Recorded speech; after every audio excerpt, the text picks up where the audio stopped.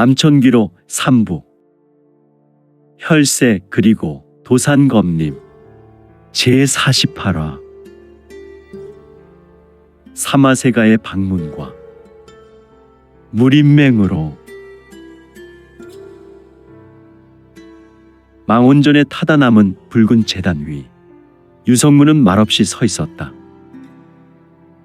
주변은 포탄 맞은 흔적처럼 재가 가득했고 주변에 죽어있는 자들이 여러 군데에 아무렇게 널려 있었다. 역시 유성문과 동행했던 남궁태경과 백이무인의 찢긴 시신은 여전히 어둠 속에 그림자처럼 눕혀 있었고 사마의 곽부, 팽원은 심력과 혼이 모두 소진되어 각자의 자리에서 쓰러져 있었다. 그 속에서 단 한 사람만이 숨을 몰아쉬고 있었다. 그는 다름 아닌 유성문. 그는 피투성이가 된 채로 단검처럼 곧게 선 자세를 유지하고 있었다. 이마 위엔 차가운 땀이 송골송골 맺혔고 땅으로 떨어진 그의 그림자는 서서히 사라지고 있었다. 아니, 빛에 삼켜지고 있었다. 쿵, 쿵, 쿵. 그의 심장 박동이 갑자기 온 망원전에 울려 퍼졌다. 마치 대지의 맥이 깨어나듯. 그리고 바로 그때였다. 붉은 제단 위 공중에 맴돌던 혈천비경의 파편 하나가 유성문의 가슴을 향해 스스로 날아들었다. 씩! 파편은 아무런 저항도 없이 유성문의 심장부로 파고들었고 성문의 얼굴은 극심한 고통으로 일그러졌으며 또한 순간 그의 몸이 뒤로 젖혀졌고 허공으로 급속히 떠올랐다. 하! 성문은 이를 악물었다.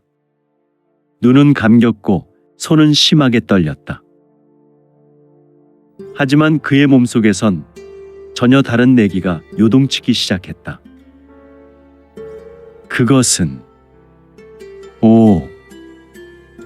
불사천기, 삼조고의 고대 정기, 예맥의 하늘을 계승한 자만이 몸에 담을 수 있다는 신성한 기운. 그 기운이 지금 그의 몸속에서 마치 살아있는 불꽃처럼 소용돌이치고 있었다. 쾅! 칠흑같이 검은 망원전의 하늘이 쫙 하고 갈라졌다. 불사천기의 정기와 혈천비경의 파편이 충돌하면서 붉은 번개가 사방으로 튀었고 성문의 몸에서 빛의 날개처럼 기류가 폭발했다. 하늘을 가르며 용트림하듯 뻗어나간 내기의 물결은 제단 아래 쓰러져 있던 모든 인형의 그림자를 밀어냈다. 공기조차 떨리고 시간도 정지된 듯한 정적.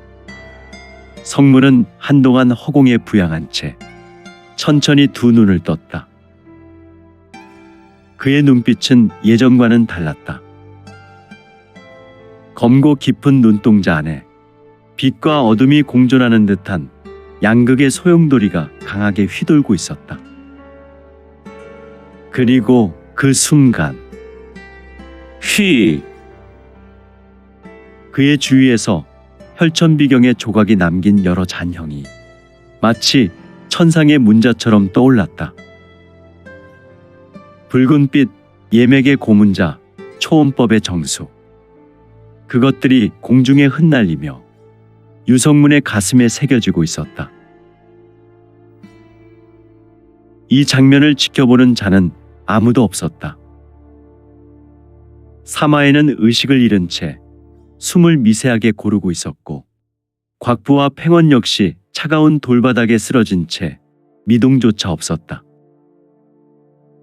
홀로 깨어있는 자 유성문만이 그 모든 걸 감내하고 모든 것 위에 서 있었다. 이건 전혀 새로운 차원이다. 그는 직감했다. 혈천비경은 단순한 비기나 금단의 내공 체계가 아니었다. 이건 세상 너머 금단의 문, 그리고 지금 그 문을 여는 열쇠가 본인의 육체와 혼 위에 새겨지는 것이다. 그는 우수를 들었다. 손끝에서 붉은 내력의 결정이 불사천기의 내공과 섞여 마치 하나의 구슬처럼 맺혔다. 그 순간 그의 몸에선 고대 동이의 심장 소리와도 같은 북소리가 울렸다. 쿵, 쿵, 쿵. 그것은 어쩌면 천기가 살아 숨쉬는 소리였는지도 모른다. 유성문은 이제 알 수 있었다. 이제 단순히 기억을 되찾는 것을 넘어 그는 이 비경의 주인이 되어야 한다는 것을, 그리고 성문 안에서 작용하고 있는 삼조고의 불사천기와 혈천비경의 파편이 자성에 따라 융합되면서 유성문의 몸은 더 이상 이 세상의 질서에 속한 존재가 아니었다. 그의 주변엔 붉은 안개가 걷히고 있었고 공기 중에는 맑고 투명한 세미한 음율이 들렸다. 그러나 그 순간 성문은 좌수에 들린 검을 거두고 천천히 눈을 감았다. 이 힘. 완벽하진 않다. 하지만 이제 이들을 데리고 돌아갈 수 있다. 그는 천천히 그리고 부드럽게 바닥으로 내려섰다. 그리고 조용히 쓰러진 세 사람, 사마의 곽부, 팽원을 차례로 일으켰다. 이들은 여전히 혼이 떠나간 듯한 모습으로 미동조차 없었지만 그의 손이 닿을 때마다 몸속의 내공이 미세하게 요동치며 생기가 돌아오기 시작했다. 그렇게 하여 사흘 후 남궁세가, 성물은 깊은 밤 몰래 남궁세가로 복귀했다. 그의 등 뒤에는 의식이 없는 세 사람을 조심스레 아는 형체가 어렴풋이 맺혔다. 그는 말없이 천룡전 뒤쪽 별당으로 향했다.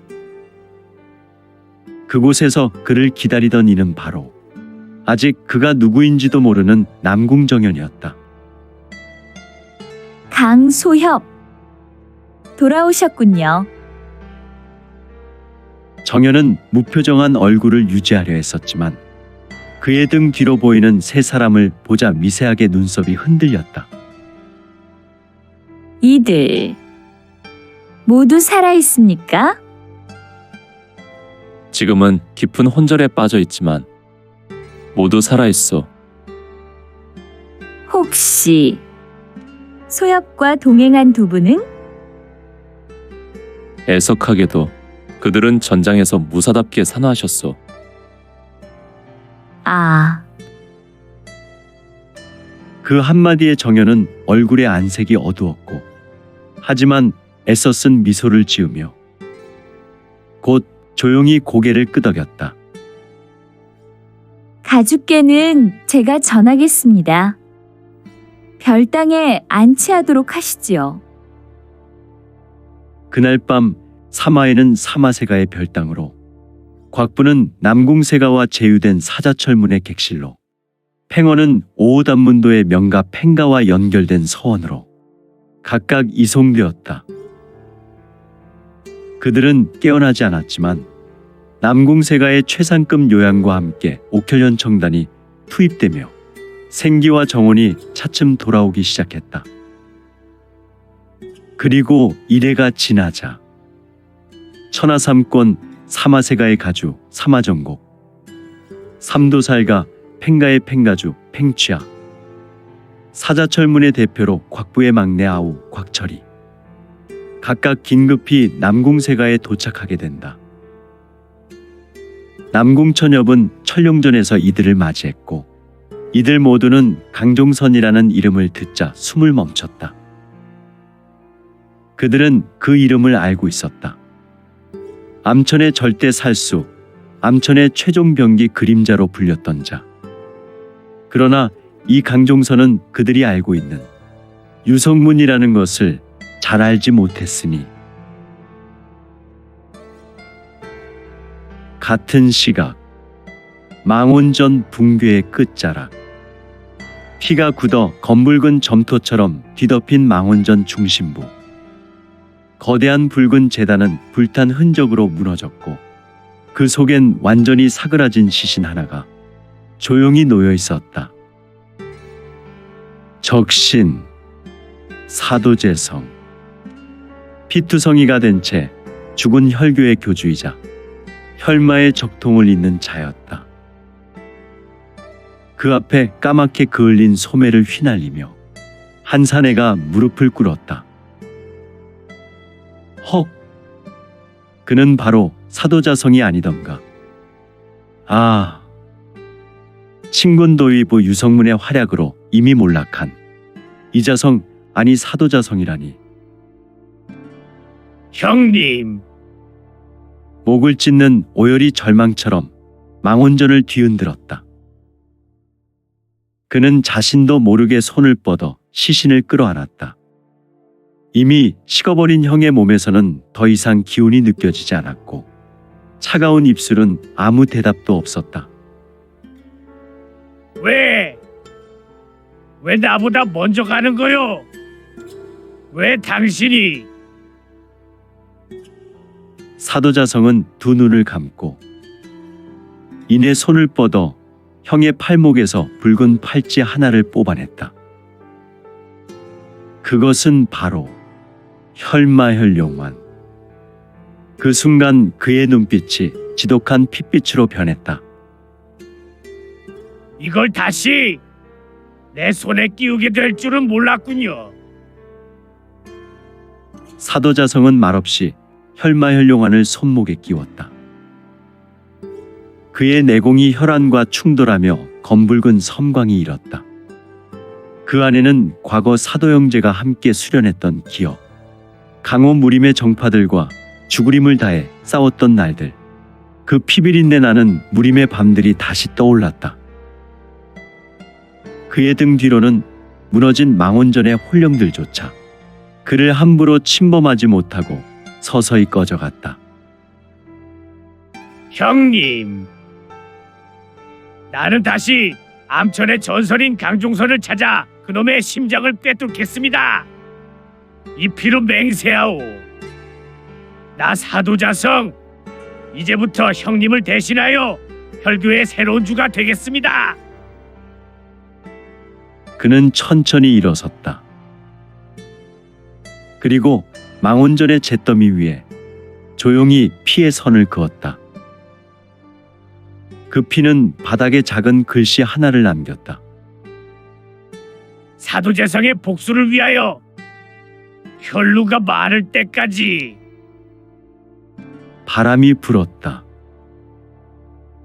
그 피의 맹세를 감싸며 사도자성은 망원전을 떠났다. 그의 그림자는 점점 작아졌지만 이 세계를 휘젓게 될 거대한 파장의 시작이었다. 반 시즌 후 다시 망원전 잔해 위. 죽은 사도재성의 시신을 가슴에 끌어안은 사도자성의 몸에서 무언가 격렬하게 끓어오르기 시작했다. 암천에 더러운 게 강종선. 그 이름이 그의 입술에서 새어나왔을 때 붉은 피의 형상처럼 그의 내공이 폭발했다. 으아! 그의 전신을 덮은 검붉은 기운이 단숨에 치솟아 하늘을 갈랐다. 그것은 더 이상 인간의 내공이라 부를 수 없는 광기의 덩어리였다. 천지가 흔들리고 망원전에 무너진 벽면이 다시금 균열을 내며 부서졌다. 손목에 찬 혈마혈룡환이 덜컥하고 격렬하게 진동했다. 그 순간 팔찌 속에 잠들어 있던 고대 마고비전의 하나인 혈룡의 의식이 깨어났다. 이것은 분명 과거 대마도의 기운과 혈마 소강저의 살기가 뒤엉켜 만들어낸 마고비전의 원초적 파문이었다. 형님을 죽인 자 강종선, 나는 이놈을 반드시. 쾅! 사도자성의 기운이 폭발하며 주변의 모든 돌과 흙먼지가 붉은 불길에 녹아내렸다. 그 중심에서 붉은 눈동자를 뜬 사도자성은 마치 또 하나의 혈천을 집어삼킬 듯한 위세로 망원전을 내려다보았다. 기억해라, 강종선. 다음에 너를 만나는 순간 그 자리에 내 무덤뿐일 것이다.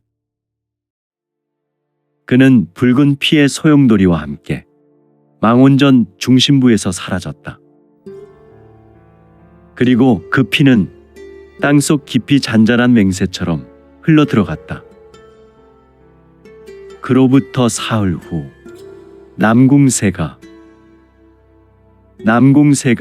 지하 연공관,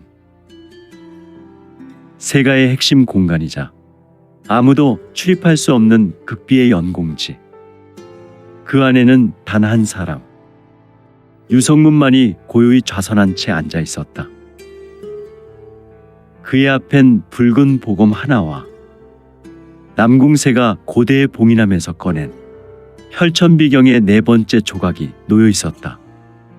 이것은 바로 검철룡이 비검동에서 가져온 파편이 아니던가. 혈천비경, 예맥의 초원법, 고대 동의의 신령한 숨결이. 하지만 그는 여전히 기억의 조각이 불완전한 상태였다. 그러나 본능만은 모든 걸 알아차리고 있었다. 자신이 지금 여는 초월적 문은 단순한 무공이 아니라 차원을 여는 경계라는 것을. 그가 가슴에 흡수한 파편들, 그리고 남궁세가에서 고이 봉인돼 있던 조각이 서로를 공명하듯 격하게 진동했다. 그리고 순간 그의 전신이 붉은 천광으로 감싸였다. 기이한 문자가 공중에 떠올랐다. 붉은 피로 쓴 듯한 고문자. 그것은 분명 동의에 잃어버린 혈원 문자였다. 혈원, 망령, 혼백, 시간, 기억. 이 모든 개념이 얽힌 상형 문자들이 그의 앞에 열리고 있었다. 그는 아무 말 없이 호흡을 가다듬었다. 삼조고의 불사천기가 그의 체내에서 고요히 각성을 준비하고 있었다. 그때였다. 한편 강소협은 여전히 나오지 않는군요. 연공관 바깥 남궁정연의 목소리가 바람처럼 스쳐갔다.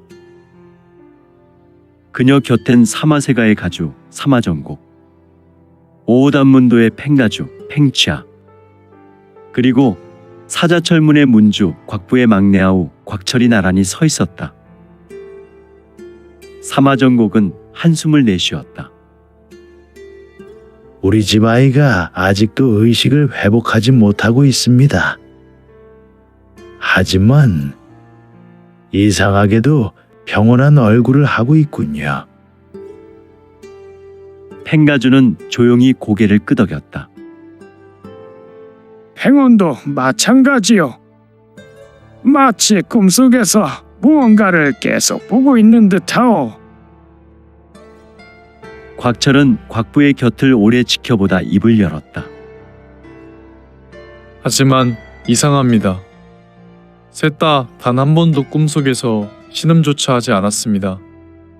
몸은 거의 다 회복되었지만 마음속 어딘가 잃어버린 무언가가 있는 듯합니다. 남궁정연은 시선을 창밖 연공관의 두꺼운 문 위로 돌렸다. 강소협이 이 연공을 마치고 나올 때쯤 그들 역시 깨어나겠지요.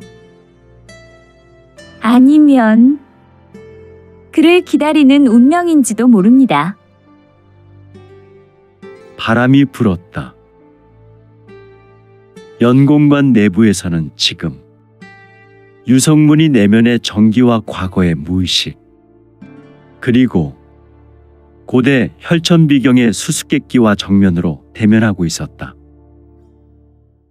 지금 그는 좌선한 상태에서 그의 코에서 진한 내기로 만들어진 연기가 흘러나와 연공관을 이 연기로 은은하게 채우고 있었다. 아무튼 눈을 뜨지 않아도 보이는 세계. 그곳에선 동이와 예맥의 선조들이 그에게 말을 걸고 있었다. 아직도 너는 너를 모른다. 너는 기억을 잃은 것이 아니다. 너 스스로 봉인한 것이다. 너의 길은 복수도 아니요, 정의도 아니다. 기억하라. 아사달의 검이 어떤 검이었는지를. 그 순간 연공관 안에서 붉은 기운이 용틀이 마듯 폭주했다. 쾅! 밖의 모든 인물이 연공관의 굉음으로 동시에 고개를 들었다. 강소협.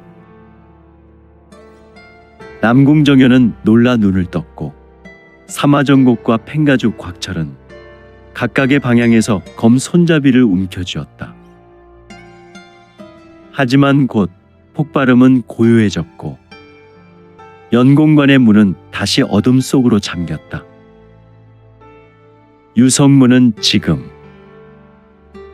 무언가 완전히 다른 차원에 진입하고 있는 것이 아닐까?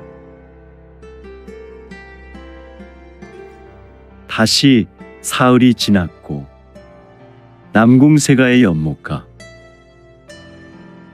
가을을 닮은 단풍이 가지마다 맺혀 있고 바람은 잔잔했다. 그 정자의 사마정곡 천하 삼권이라는 벼로를 가진 노인의 두 눈은 날카로웠다.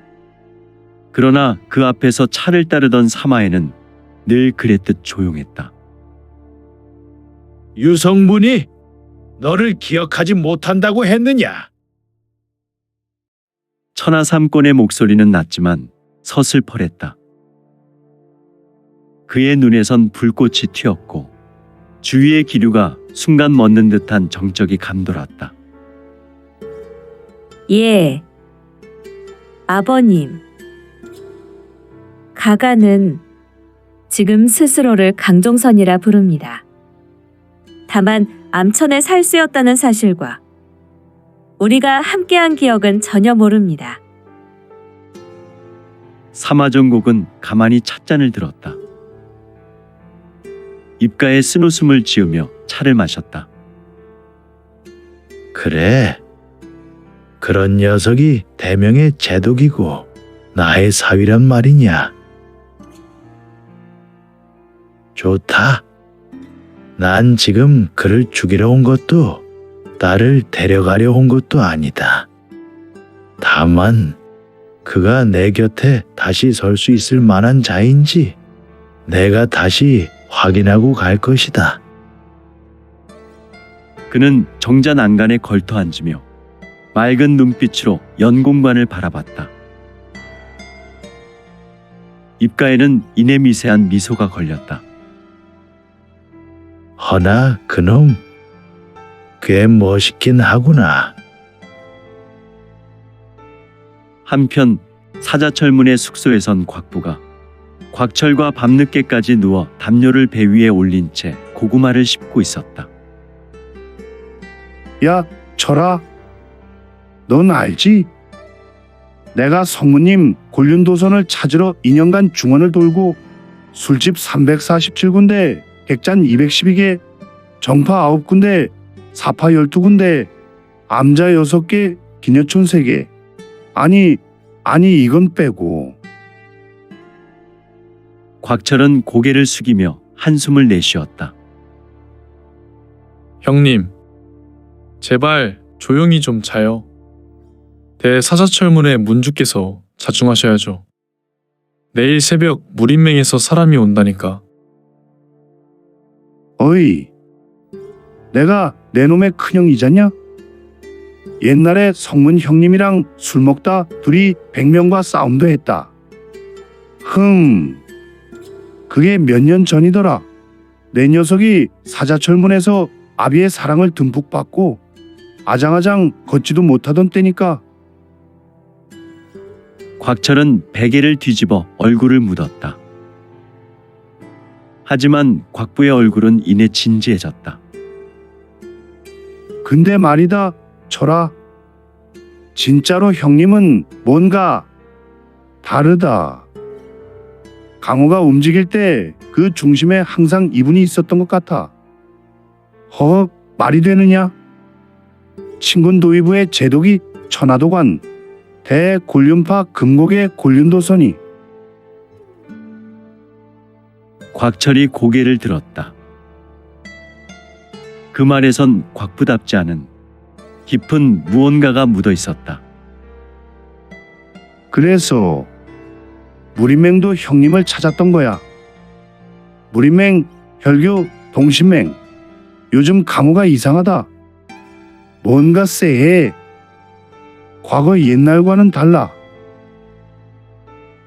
곽부는 잠옷 진지했고 매우 몽롱한 눈빛을 하였지만 그의 얼굴은 생김새와 달리 매우 심각한 얼굴이므로 곽철은 형님의 얼굴을 보며 짙은 미소를 지었다.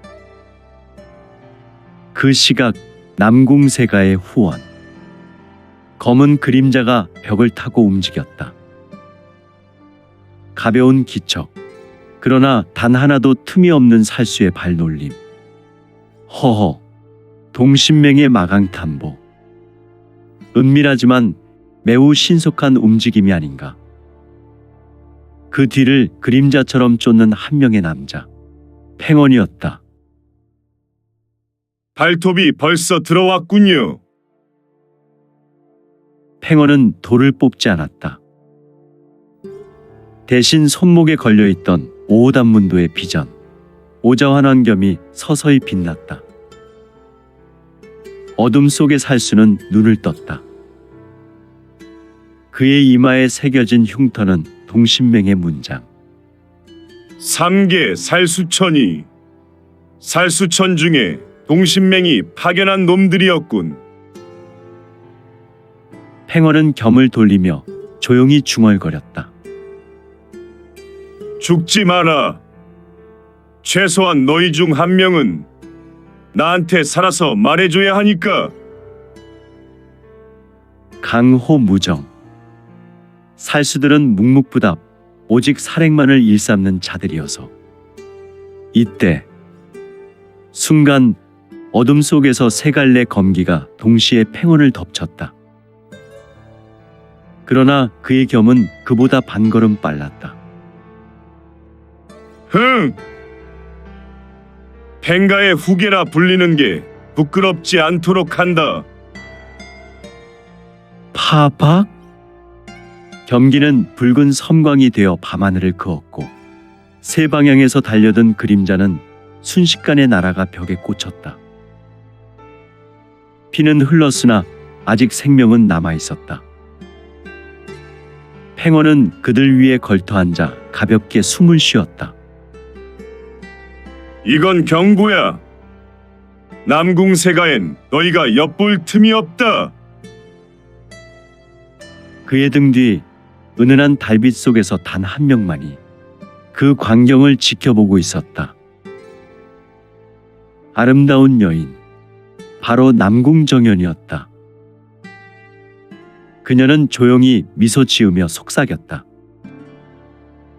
역시 팽가의 후계답군요.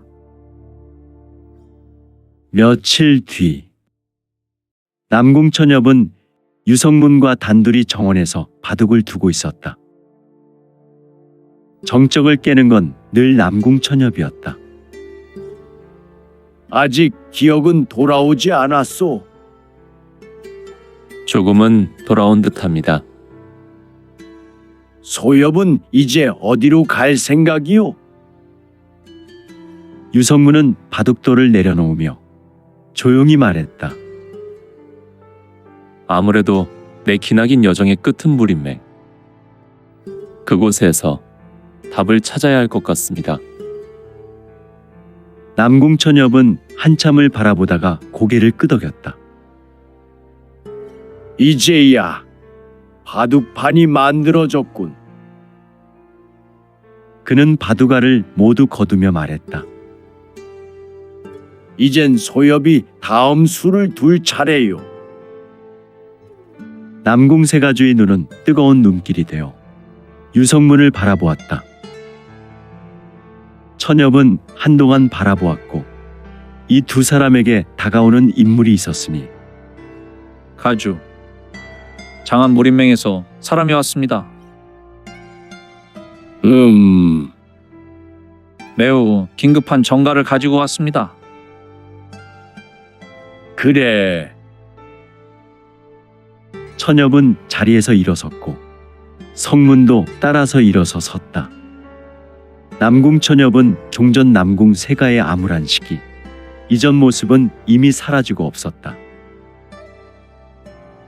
천년세가 대남궁세가의 가주로 기세가 매우 등등하여 은은하게 내기를 뿜어내었고 본인의 경장과 도포를 펄럭이고 있었으며